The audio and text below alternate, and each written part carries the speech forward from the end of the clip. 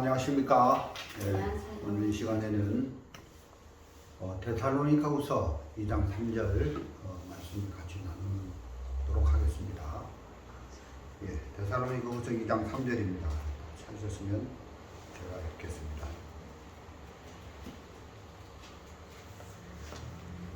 2장 3절 누가 아무렇게 하여도 너희가 미혹하지 말라. 먼저 배도하는 일이 있고 저 불법의 사람 곧 멸망의 아들이 나타나기 전에는 이르지 아니하리라. 한 절 말씀 읽었습니다. 오늘 설교의 그 주제는 시대를 분별하는 지혜로 정해봤습니다. 시대를 분별하는 지혜는 어디에서 오는가? 하나님의 말씀에서 온다. 우리가 정확히 시대를 분별하려면 성경 속에 기록된 하나님의 말씀을 정확히 알 필요가 있는 것입니다. 목적지를 향해서 가다가 이정표를 보면 내가 지금 어디까지 와 있다. 로드 사인 이런 이정표를 보고 시대를 분별하는 지혜를 알 수 있는 것처럼 그렇게 된다는 것이죠. 우리는 지금 적그리스도가 출현하기 바로 앞에 그런 시대에 지금 살고 있다는 것입니다. 이제 하나님의 이정표는 7년 평화조약을 이루어내는 적그리스도가 이렇게 출현하는 그 시점, 바로 그 직전에 우리가 와 있다는 것을 성경을 통해서 잘 알 수가 있다는 것입니다. 우리가 마태복음 16장 2절 3절을 한번 보겠습니다. 예수님께서 이런 말씀을 마태복음 16장 2절 3절에 하셨습니다. 다 찾으셨으면 제가 읽어보겠습니다.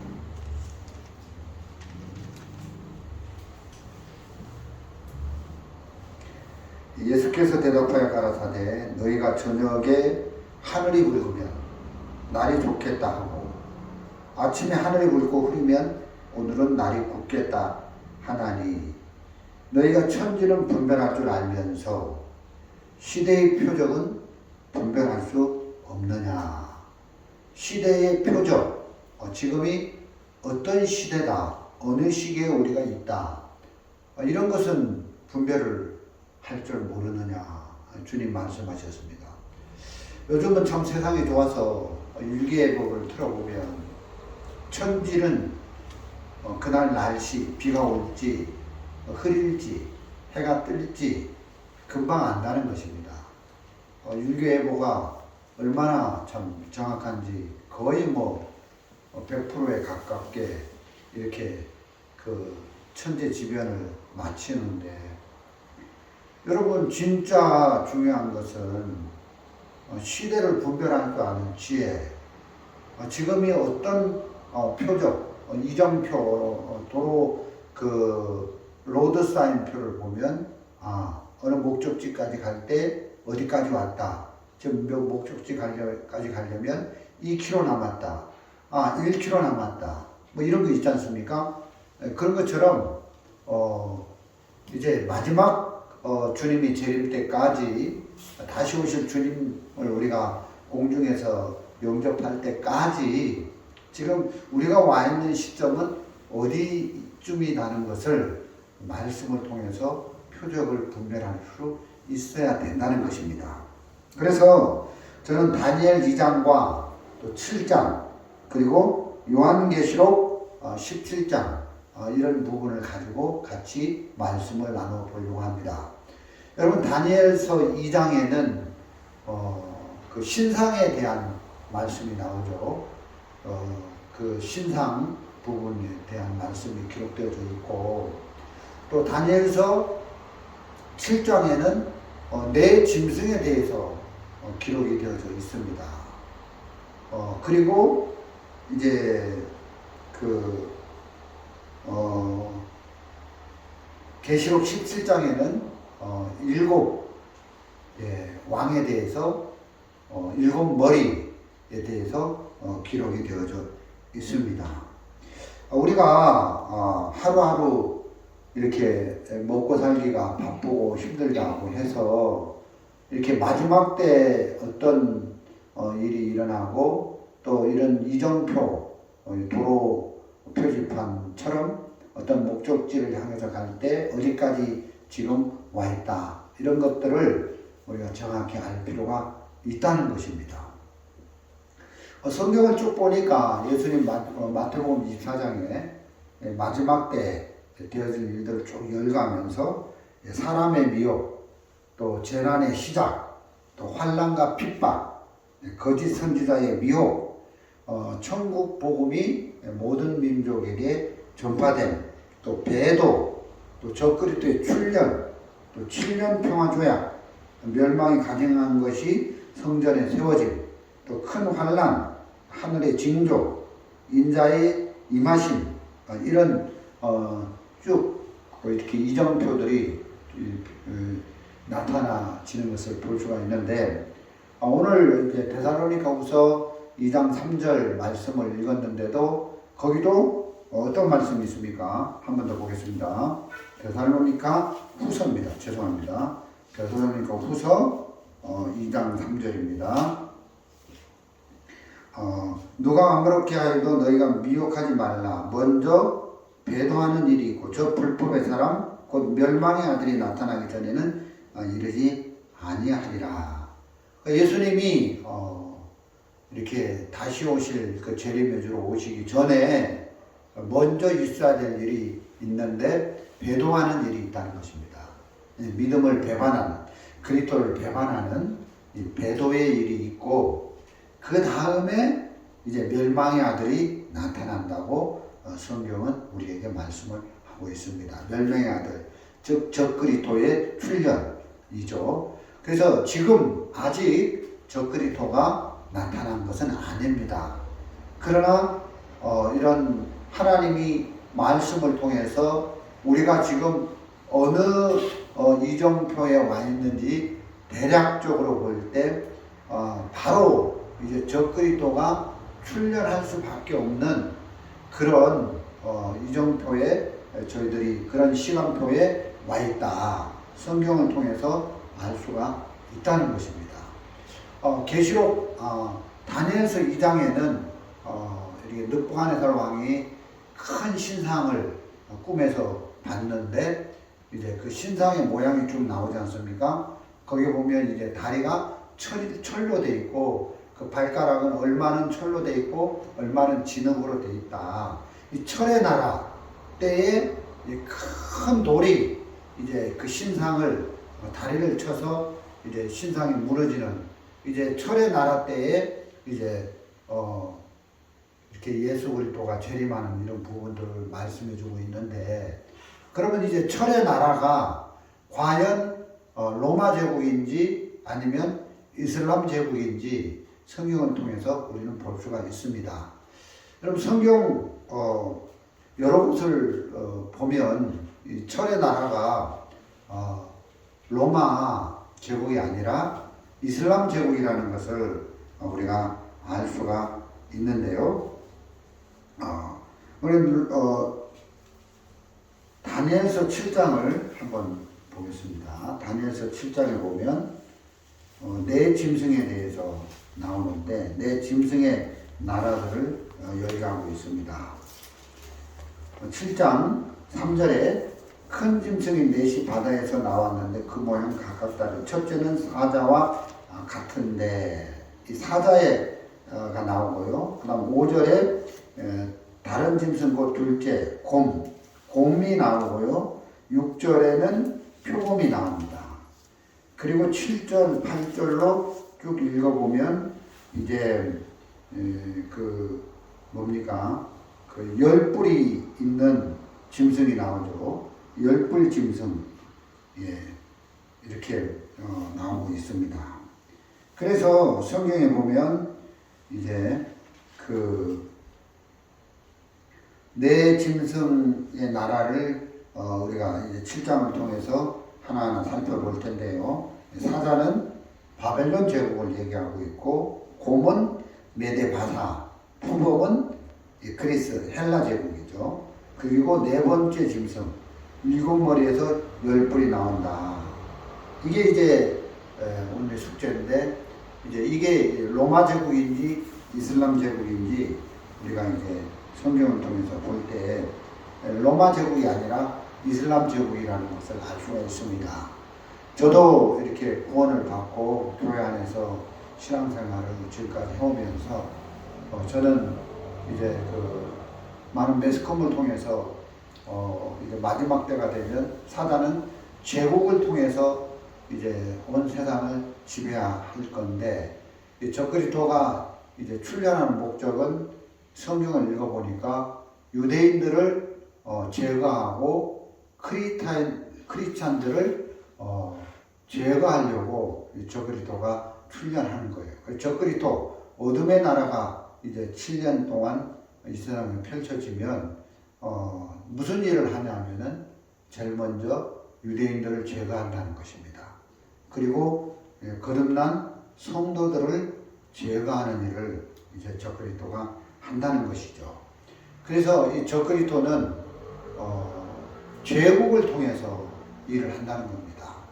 큰 그 시대에 큰 권한을 가진 이 제국을 사용해서 이제 적그리스도가 온 세상을 장악하게 되는데, 성경을 읽어보니까 이슬람 제국을 통해서 적그리스도가 출현할 것이다.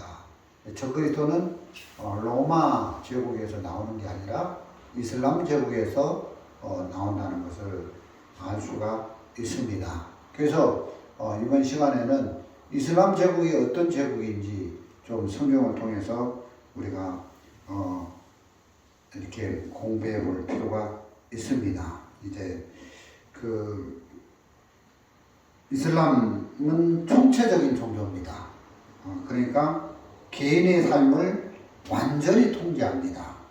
그리고 시리아법이라고 있습니다. 이제 평화의 땅과 전쟁의 땅으로 이제 시리아법에서는 딱 두 땅으로 나눕니다. 그리고 제국주의 방법, 다른 말로 하면 이제 이 이슬람 종교는 제국주의 방법인 종교입니다.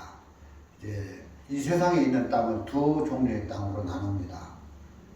이슬람이 이미 들어가서 장악한 땅은 이제 거룩한 땅으로 이렇게 분류하고, 또 이슬람 종교가 들어가지 않는 땅은 이제 거룩한 땅이 아니기 때문에 이제 전쟁을 해서 얻어야 될 싸움의 대상의 땅, 나라로 인정을 합니다. 그래서 이제 이슬람 종교에서는 이 세상의 땅을 두 종류로 나누고 있는 걸 볼 수가 있습니다. 그래서 제국주의 방법의 종교다. 그래서 이슬람을 믿는 신자들에게는 무기를 이제 제공하고, 또 육체적인 힘을 제공을 해서 싸울 수 있는 권한을 주는 종교가 이슬람 종교입니다. 가톨릭은 또 로마 제국은 전혀 그런 형태의 종교가 아닙니다. 로마 제국은 로마가 이제 세계를 제패한 건 사실이지만 자기 제국에 대해서 반감을 갖지 않는 그런 백성들에게는 자유를 줬고, 또 종교의 자유도 허락했습니다. 로마 제국에서는. 그래서 이제 어떤 종교든지 가질 수 있는데, 이슬람 제국은 종교의 자유가 없습니다. 오직 이제 모슬렘 코란을 믿도록 강요를 합니다. 그래서 이제 이슬람 코란, 그러니까 이슬람교를 믿는 사람이 되든가, 아니면 이제 이슬람교를 믿지 않지만 개종을 하면 살 수 있습니다. 그러나 이제 개종을 해서 이슬람교를 믿든가 둘 중에 하나죠. 아니면 이제 죽입니다. 그래서 이제 이 시리아법은 아주 무서운 그 이슬람 그 법인데, 개종을 하든지 아니면 죽든지 이런 식으로 이제 그 이끌어가는 종교가 이제 이슬람 교입니다. 그리고 이슬람이라는 이 종교는 배타적인 종교입니다. 이 말은 다른 종교를 절대 인정하지 않는다는 것입니다. 그래서 우리가 이제 다니엘서 7장 7절에 보면 내가 밤 이상 가운데 그 다음에 본 넷째 짐승은 무섭고 놀라우며 또 극히 강하고 또 큰 천지가 있어서 먹고 부서뜨리고 그 나머지를 발로 밟았으며 이 짐승은 전에 모든 짐승과 다르고 또 10뿔이 있으므로, 이런 말씀이 있습니다. 그래서 이제 그 이슬람의 그 아이시스 그런 단체가 이제 시리아나 이라크에서 이슬람이 무슨 일을 했는지 우리는 알 수 있는데, 영어 성경에는 테러를 일으키는 나라, 테러를 일으키는 제국이다. 여러분, 로마 제국이 테러를 그렇게 안 했습니다. 그러나 이제 이슬람 제국은 다른 나라를 부서뜨리고 다른 나라를 이제 무너뜨리고, 그렇게 해서 이제 빼앗기 위해서 잔인한 테러를 강행하는 그런 나라입니다. 또 7장 24절, 25절 읽어보겠습니다. 7장 24절, 25절.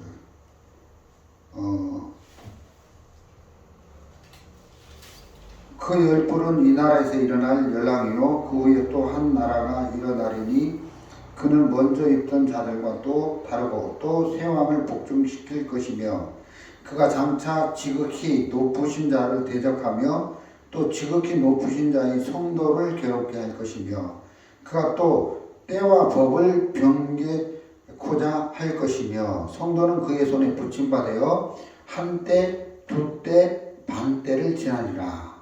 그러나 심판이 시작된 즉 그는 권세를 빼앗기고 끝까지 멸망할 것이요 나라와 건세와 온 천하 열국이 위세가 지극히 높으신 자의 성민에게 붙임받으리니 그 나라는 영원한 나라이라. 모든 권세 있는 자가 다 그를 섬겨 복종하리라 하여. 여기까지 읽었습니다. 25절에 이제 그가 장차 하면서 이제 그가 장차 이제 적그리토죠. 적그리토가 장차 무슨 일을 하냐 하면은 후반절에 보면 그가 또 때와 법을 변개코자 할 것이며, 때와 법을 바꾼다는 거죠. 때 이슬람 코란 경전에 보면 이슬람은 법으로 시리아법, 사리아법에 이제 그 안식일을 목요일 저녁부터 금요일 저녁까지 이렇게 바꿔놨습니다. 그러나 유대인들의 거기에 보면 이제 안식일은 금요일 저녁부터 토요일 저녁까지인데, 그 이제 그 때를 바꿔버린 거죠. 또 법도 이제 많이 바꿔버렸습니다.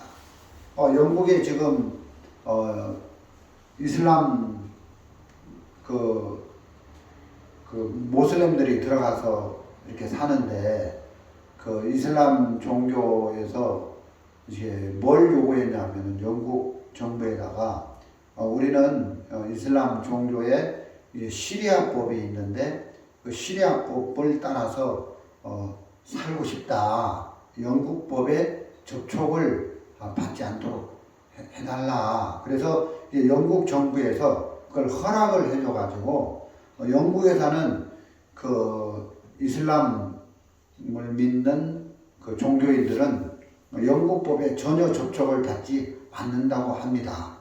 그래서 이 이슬람 제국은 이제 하나님의 법, 시대과 때를 완전히 바꿔버린 것이죠. 그래서 이제 그 시리아법에서는 이제 거룩한 땅과 거룩하지 않는 땅, 이슬람을 받아들인 땅은 거룩한 땅이고 이슬람 종교를 받아들이지 않는 땅은 이제 거룩하지 않는 땅이기 때문에 무력 사용을 해서 그 나라를 다 점령해서 이제 죽이고 빼앗는 일을 하는 무시무시한 이 시리아법에 접촉을 받는 그런 종교입니다. 그래서 세상 어떤 제국도 이렇게 종교적으로 이렇게 제국화해서 개인의 자유를 박탈하고 이렇게 종교가 모든 것을 다 장악하는 그런 제국은 없었습니다. 그리고 이제 그 모하메드의 제자 칼리프라는 사람이 있었는데 이 제자가 이제 그 칼리프 제국을 세웠는데 이제 그 칼리프 제국, 다른 말로 하면 왕국이죠. 이제 칼리프 왕국. 이게 이제 모하메드의 제자가 이제 세우는 코란 경전에도 이 칼리프가 온 세상을 이제 제국화해서 이슬람 종교 안으로 이렇게 끌어들이는 그런 일들을 할 거라고 이제 이슬람 그 경전인 코란에 기록되어져 있는데, 마찬가지로 마지막 시대가 되면 이 적그리스도는 이렇게 그 이슬람 제국이라는 종교를 이 종교의 제국을 사용해서 온 세상을 통치해 나가게 될 거라는 것이죠. 예, 우리 다니엘 8장 9절 한번 읽어보겠습니다. 다니엘 8장 9절입니다. 8절. 예. 수염소가 스스로 심히 강대하여 가더니 강성할 때에 그 큰 뿔이 꺾이고 그 대신에 현저한 뿔 넷이 하늘 사방을 향하여 났더라.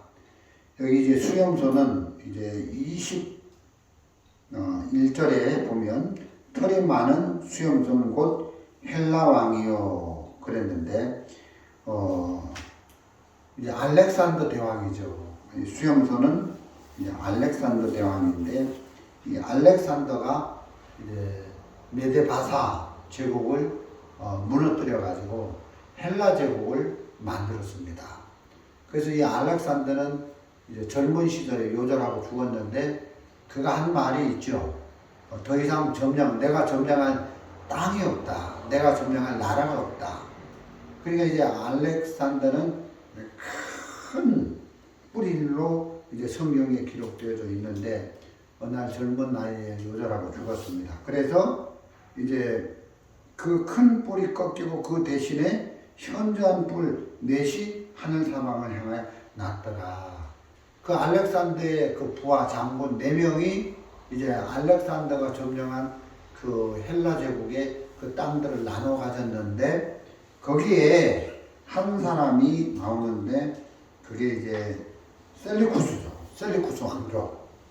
그 4왕 중에 가장 힘이 센 왕조가 셀리쿠스 왕조인데 이 셀리쿠스라는 사람이 이제 성경에서는 그 아주 큰 힘을 가진 왕조다. 그래가지고 이 셀루쿠스 왕조에서 적그리스도가 나올 것을 성경은 예언하고 있습니다. 그래서 이제 셀루쿠스가 이제 그 왕조의 4세인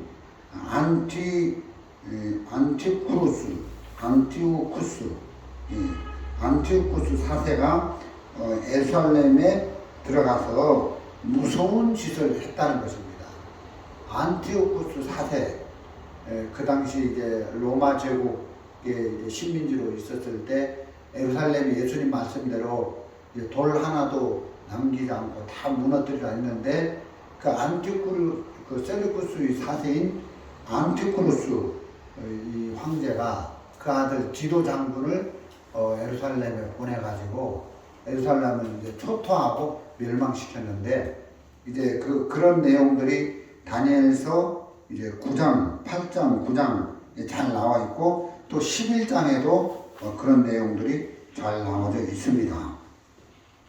그래서 이제 다니엘서 8장 8절에는 이제 그 큰 뿔을 가진 왕 알렉산더, 이제 이 알렉산더가 이제 죽고 그 부하 장군들이 4명이 일어나서 셀리크 중에 한 사람, 셀리쿠스 왕조가 이제 그 이슬람 제국을 이끌어갈 거다, 그런 부분들이 예언되어 있고요. 거기에 이제 셀리쿠스 왕조의 그 사세인 안티오쿠스가 예루살렘에 들어와서 무서운 짓을 했습니다. 그리고 다니엘서 9장 8장 9절부터 11절까지는 이제 적그리스도입니다. 9장 8장 9절부터 11절, 그중 한 뿔에서 또 작은 뿔 하나가 나서 남편과 동편과 또 영화로운 땅을 향하여 심히 커지더니 그것이 하늘 군대에 미칠 만큼 커져서 그 군대와 별 중에 몇을 땅에 떨어뜨리고 그것을 짓밟고 또 스스로 높아져서 만군의 주제를 대적하며 그에게 매일 드리는 제사를 제하여 버렸고 그의 성소를 헐었으며 범죄함을 인하여 백성과 매일 드리는 제사가 그것에게 붙임받았고 그것이 또 진리를 땅에 던지며 자의로 행하여 형통하였더라. 그러니까 이제 적그리스도가 마지막 때 되면 이제 이중 예언으로 되어 있는데 예루살렘에 쳐들어가서 이제 그 7년 평화적을 깨뜨리고 이제 매일 드리는 제사를 그것에게 붙임받았고 또 그것이 또 진리를 땅에 던지며 자유로 행하여 형통하게 했더라.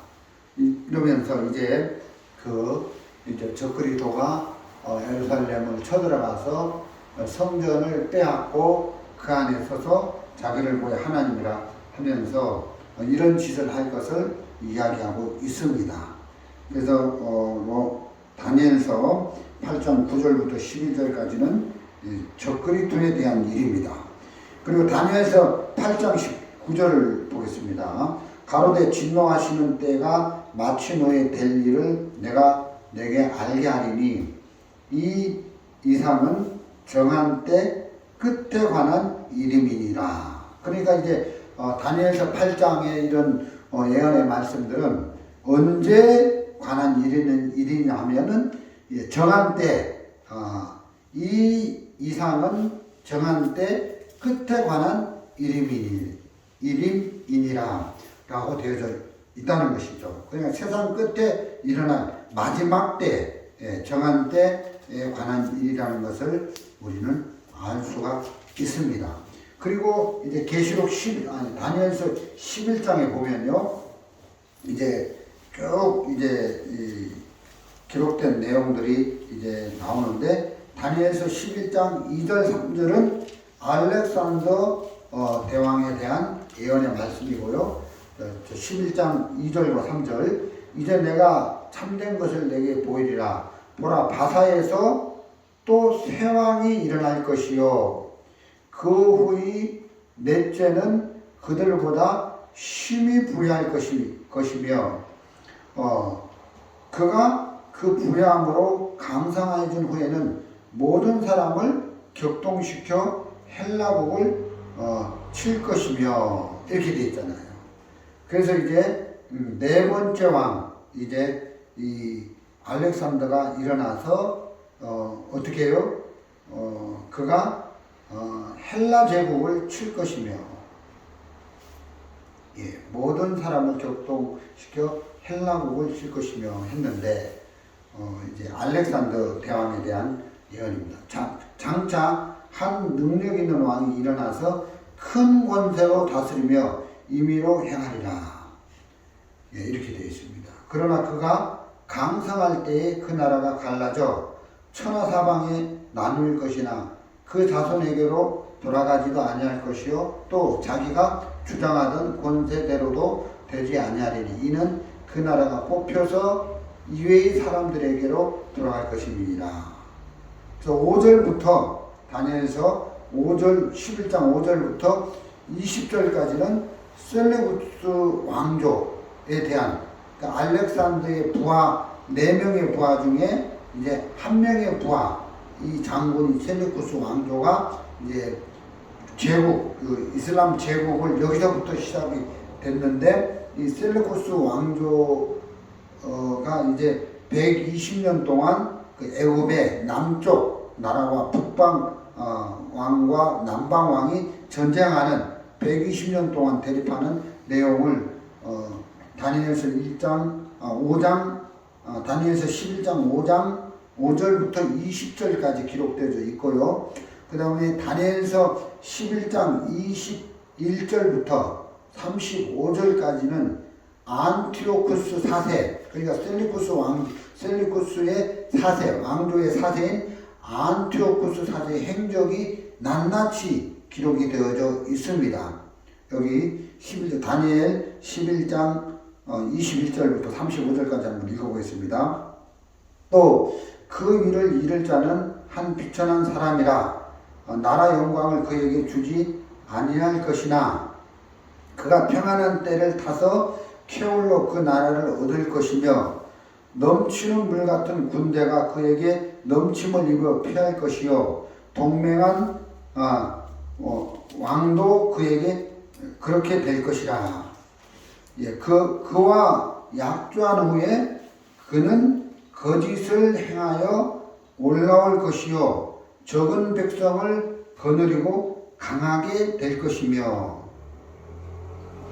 그가 평안할 때에 그 도의 가장 기름진 곳에 들어와서 그 열조와 열조의 조상이 행하지 못하던 것을 행할 것이요 그는 노력하며 탈취한 물건을 무리에게 흩어주며 모략을 베풀며 얼마 동안 산성들을 칠 것인데 때가 이르기까지 그리하리라.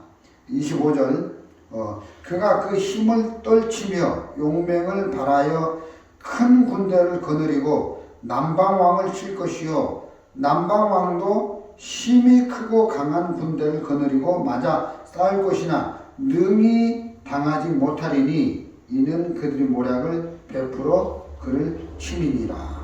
그러니까 여기 보면 이제 애굽 그 나라를 다스렸던 이제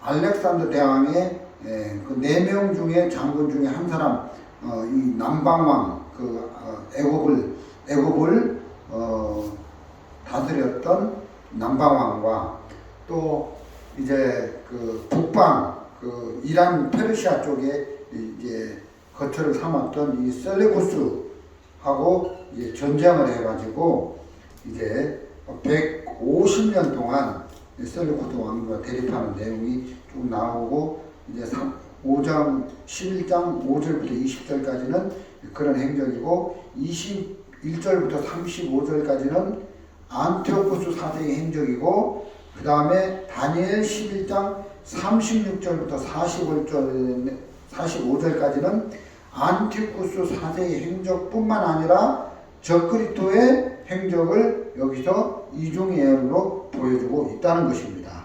36절부터 읽어보겠습니다. 다니엘 11장 36절입니다.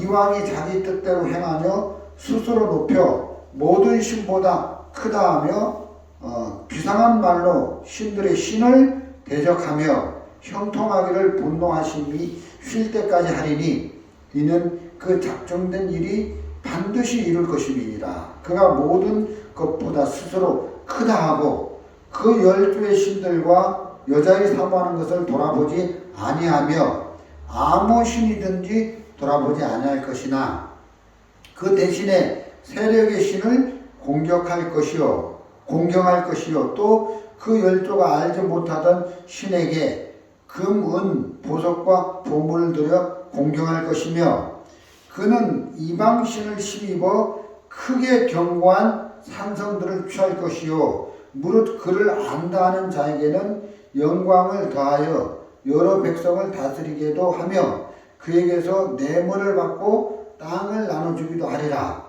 마지막 때 남방왕이 그를 찌르리니 북방왕이 병과 마병과 많은 배로 회리바람처럼 그에게로 마주와서 그 여러 나라에 들어가며 물이 넘친같이 지나갈 것이요. 41절 그가 또 영화로운 땅에 들어갈 것이요.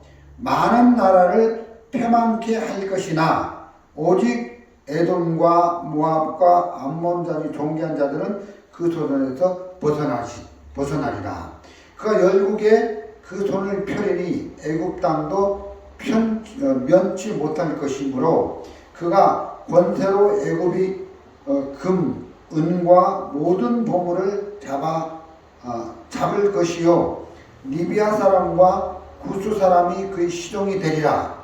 그러나 동북에서부터 소문이 이르러 그로 번민케 하므로 그가 분노하여 나가서 많은 무리를 그 도륙하며 진멸코자 할 것이라. 그가 장막 궁전을 바다와 영화롭고 거룩한 산 사이에 베풀 것이나 그의 끝이 이르려니 도와줄 자가 없으리라.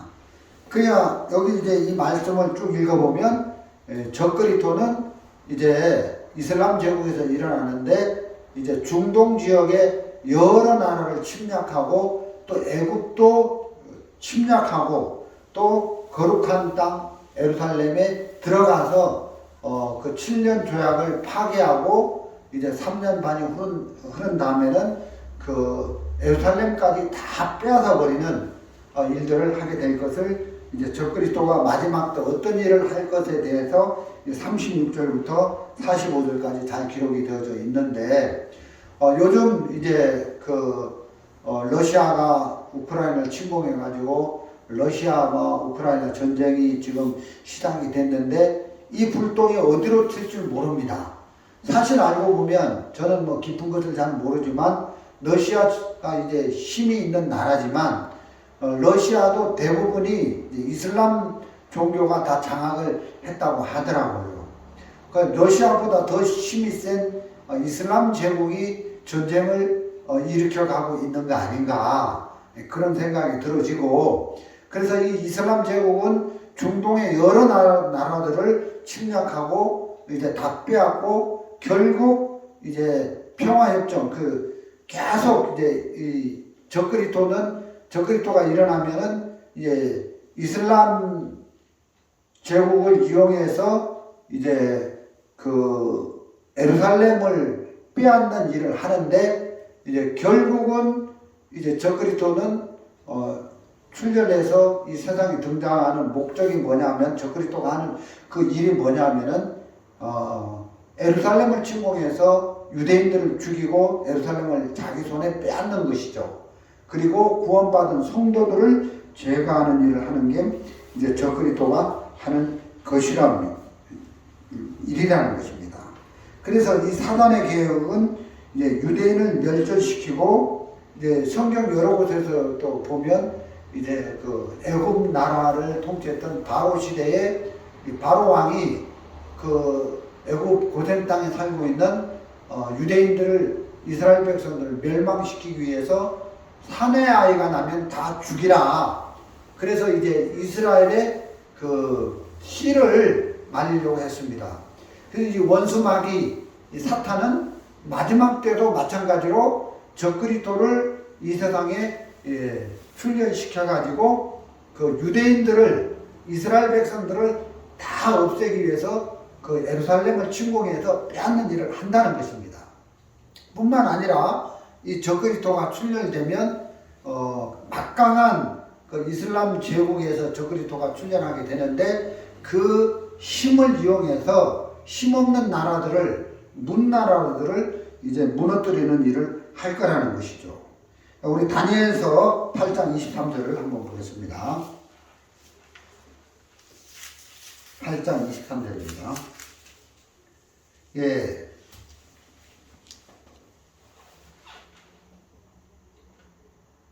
이 네 나라 마지막 때에 패역자들이 가득할 즈음에 환왕이 일어나리니 그 얼굴은 엄정하며 캐울에 능하며 이 내 나라 마지막 때에 그랬죠. 예, 이 적그리스도죠. 예, 한 왕이 일어나리니 그 얼굴은 엄정하며 캐울에 능하며 예, 엄정하다는 말은 예, 얼굴에 철판을 깔아가지고 사납다는 것이죠. 그리고 험악하다는 것이죠.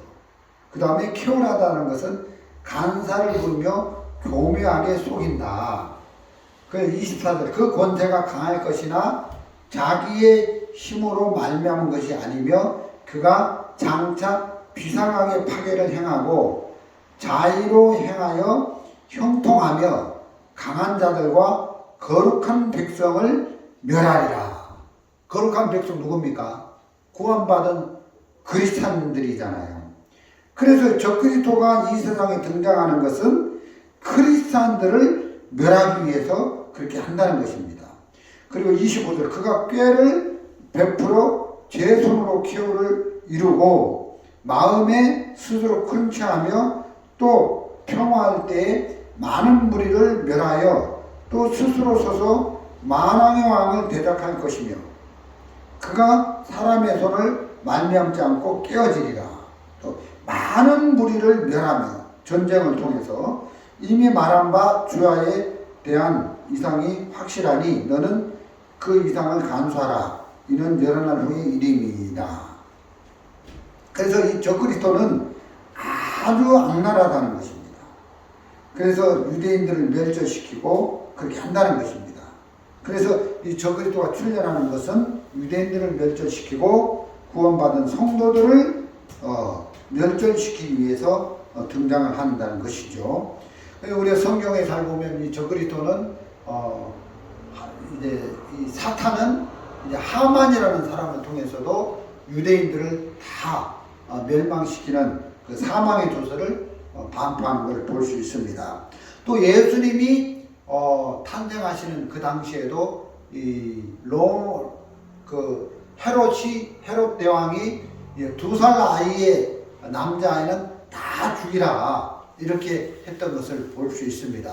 그래서 이제 적그리스도는 결국 어떤 일을 하냐면은 이제 그 속임수에 능한 자다, 교만한 자다, 그리고 거짓 평화를 통해 목적을 이룬다. 이런 부분들을 알 수가 있다는 것이죠. 그래서 이제 그 이슬람 종교는 아주 잔인하고 사람을 목을 잘라 죽여도 이제 눈 하나 깜짝 안 하는 그런 종교입니다. 유튜브에 들어가서 이슬람 종교 그 이슬람이 어떻게 크리스찬들을 죽이고 또 배타적인 종교라 개종하지 않는 사람들을 어떻게 죽이는지 유튜브에 보면 그 이슬람 종교의 잔인성들을 많이 이제 볼 수가 있는데 시리아 법에 그 이슬람 종교로 개종하지 않는 나라는 거룩한 전쟁의 대상이기 때문에 무기를 사용해서라도 전쟁을 통해서라도 그 나라를 완전히 점령해서 무너뜨리고 그 나라를 이슬람화하는 이슬람 종교 제국으로 바꾸는 그런 목적을 가지고 존재하는 제국이 이슬람 제국입니다. 그래서 다니엘서 9장을 통해서 볼 때 로마 제국은 맞지 않다는 것이죠. 그리고 로마 제국은 AD 550년경에 무너져서 없어졌습니다. 그 다음에 그 나타난 그 오스만이라는 사람이 그 세운 이슬람 제국 다시 부활을 시켜가지고 오늘날까지 이슬람 제국이 얼만큼 세력을 확장해 나가고 있는지 우리는 알 수가 있습니다. 이제 우리 시대에 이 이슬람 제국을 이제 장악을 해서 그 이슬람 제국의 한 나라에서 이제 그 적그리스도가 출현하게 되면 이 적그리스도는 이슬람 제국이라는 막강한 힘을 이용해서 온 세상을 장악하고 특히 유대인들을 멸절시키고 예루살렘을 빼앗고 또 크리스찬들을 죽이고 또 이 저그리스도가 하는 일이 초림 때는 예수님이 이 세상에 탄생하는 것을 제거하기 위해서 많은 왕들을 또 제국의 왕들을 사용했는데 마지막 때가 되면 예수님이 예루살렘으로 그 감람산으로 다시 오시기 때문에 그리스도의 재림을 막기 위해서 이 저그리스도는 그 예루살렘을 침공하고 빼앗고 유대인들을 멸절하는 일을 할 거라는 것입니다. 그래서 이제 그 저그리스도는 제국을 이용해서 유대인들을 죽이는 일을 했는데 우리가 잘 알다시피 그 독일 뭡니까 나치 히틀러 그 히틀러가 그 막강한 그 군대를 가지고 세계를 장악했는데 그 히틀러가 600만이나 되는 유대인들을 학살했습니다. 마찬가지로 이슬람 제국을 아주 큰 제국으로 만들어서 사탄은 저그리스도는 이제 그 사단이 그에게 권세를 줘가지고 이제 저그리스도가 이슬람이라는 그 종교를 가지고 온 세상을 장악해 나가는 그런 이제 시점에 우리가 와 있습니다. 그래서 우리가 지금 하나님의 말씀으로 시대를 분별할 때 지금은 바로 이슬람 제국이 저그리스도를 탄생시켜서 이제 저그리스도가 이슬람 제국을 통해서 온 세상을 장악하는 그 바로 직전에 우리가 와 있다. 여기까지 말씀을 드렸습니다. 기도 한번 드리겠습니다.